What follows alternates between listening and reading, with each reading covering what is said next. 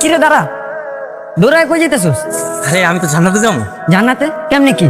হ্যাঁ, আমেনা আছে না, আমেনা গেছে, জান্নাতের ঠিকানা আছে। তোর কথা তো কিছুই বুঝতেছি না। তোর কিছু বুঝতে পারো, আমি যাই। ওমা, হজে যাইতে তোমার বিমান ভাড়া লাগবো, হোটেল ভাড়া লাগবো, খাওয়ান লাগবো, তো টাকা লাগবো না? আমরা বিমানে যাবো না, আমরা পায়েরটা যাবো। আমি শুনছি ওই পশ্চিম দিক বরাবর হারা শুরু করলে একদিন না একদিন আমরা মক্কায় পৌঁছে যাবো। আর আমেনার কাছে তো ম্যাপ আছে, ওই ম্যাপ দেখে আমরা যাবো না। আচ্ছা বাপ, যাবনি।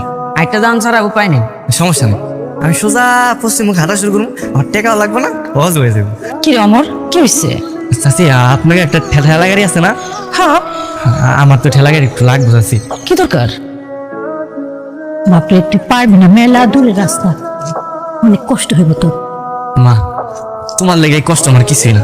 আমি একলা একলা যাইতে পারবো না, আমি জান্নাতে গেলে তোমার নিয়ে যাবো। আমারও তো যাইতে ইচ্ছা করে। চল, আমরা হজে যাই। তুই হজে যাবে? সত্যি কইতেছো?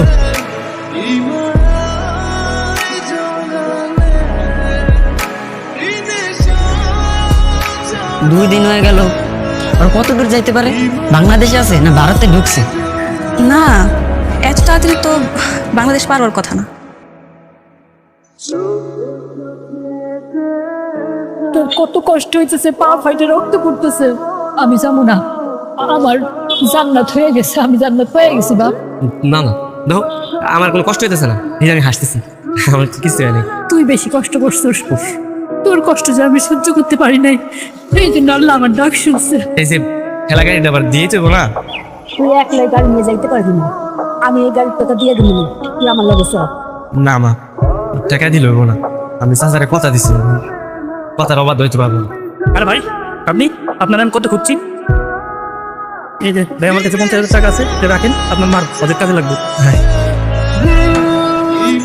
এই জায়গাটা তুমি হজে খরচা করে